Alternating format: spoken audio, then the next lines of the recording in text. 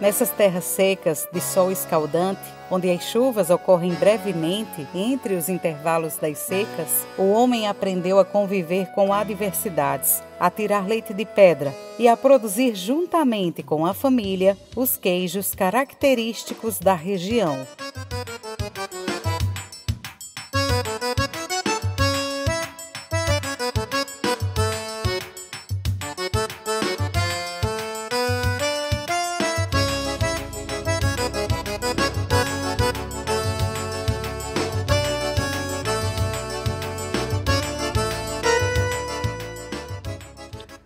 A gente acorda aqui 4 horas da manhã, já vai para o curral tirar o leite. Depois a gente traz o leite para fazer o queijo. A minha esposa vai fazendo o queijo. A gente já vai tirando a comida das vacas. Depois coloca a comida. Depois de tarde já tira o leite de novo. E é nessa rotina aí. Começa meu dia, eu levanto, tiro a nata do soro. Coloco para os animais, para porco, para ovelha. Aí tira aquela nata, aí Dedé começa a tirar o leite. Eu começo a trazer aquele leite, botar para coalhar e começa a produção. Através dos conhecimentos que a gente vem adquirindo, e ele, principalmente ele, que luta com o capim, com a alimentação do rebanho. A gente tem que ter todo esse cuidado para, através da alimentação, ela passa para o leite. E se a gente não alimentar de forma adequada, vai influir no sabor do queijo.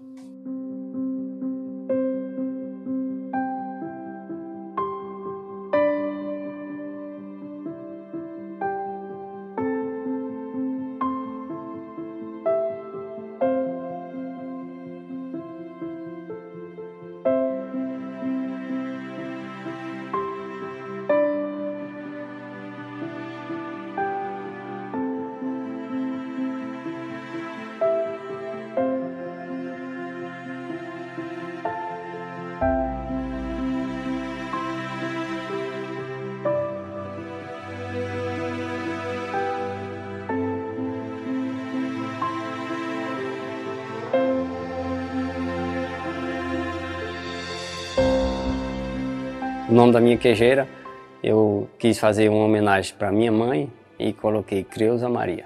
A gente já nasceu praticamente já vendo ela fazer queijo.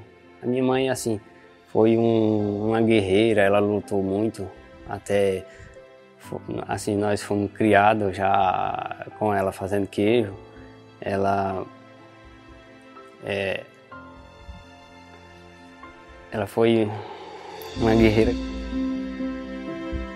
E a gente lembra, uma lembrança que a gente tinha dela, que quando ela ia espremer o queijo, chamava nós para ajudar. E ela ficava olhando quem ia comer o queijo. Ela reclamava às vezes que não podia. Mas como eu era meio danado, eu já botava uma bolinha de queijo na boca. Só que ela olhava e eu parava de mastigar. Isso é uma lembrança que a gente tem.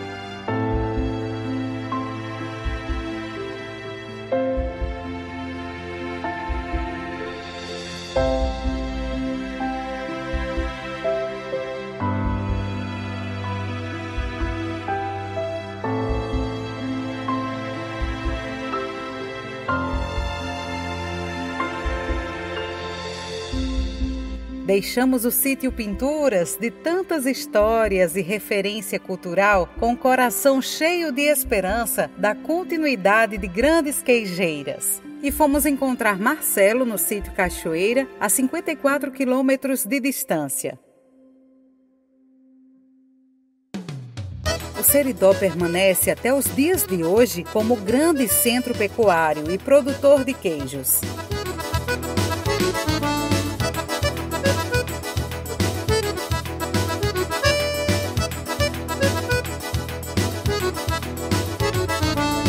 Porque aqui o queijeiro aprendeu que o pasto nativo e as plantas adaptadas salvam o rebanho e imprimem ao queijo as características do seu terroir.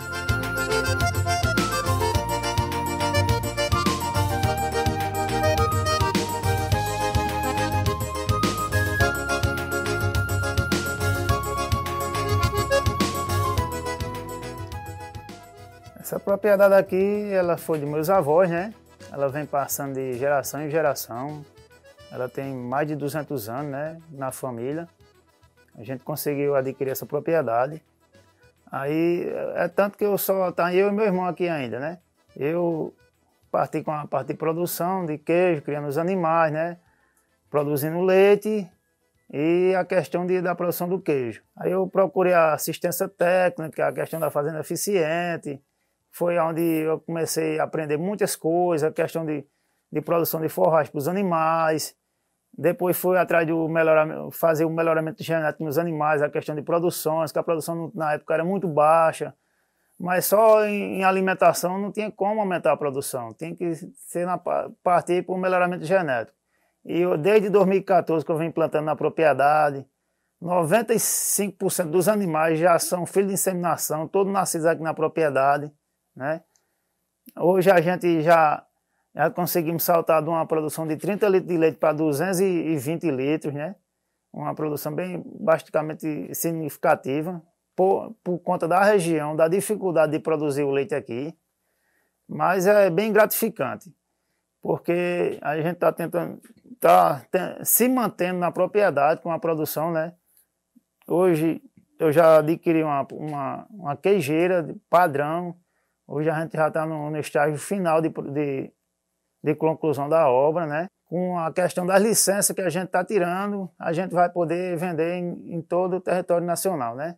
Quando você produz um alimento que uma pessoa come, lhe agrada e lhe diz que coisa boa, coisa gostosa, isso é muito gratificante para a gente, né? Está tentando, implantando tecnologias para produzir um leite de boa qualidade, só assim é onde vai dar o resultado final lá no queijo.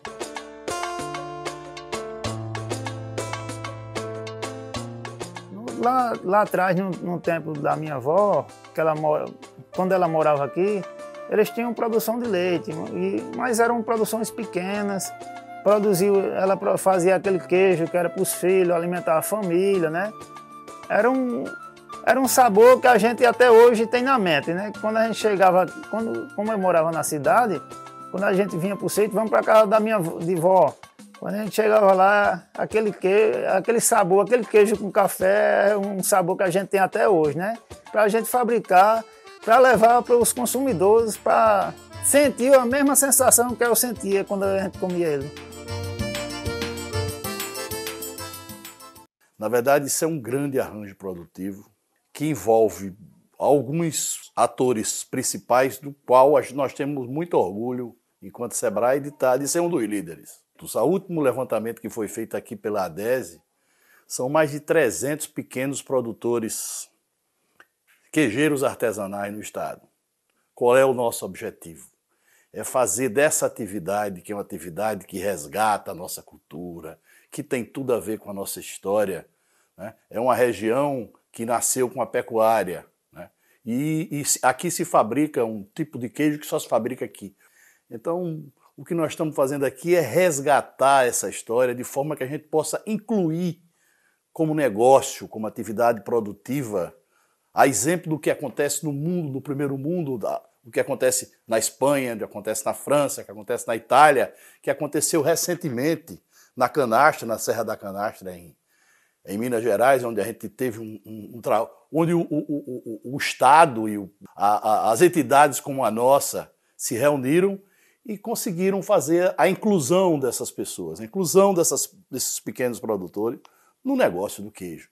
O mundo inteiro espera produzir coisas desse tipo. São esses nichos de mercado que possibilitam a gente enfrentar, esses pequenos produtores enfrentarem com dignidade a concorrência que acontece com os grandes. Mostrar ao mundo o queijo diferenciado, o produto diferenciado que a gente faz, né, dando dignidade e fazendo com que as pessoas possam viver disso.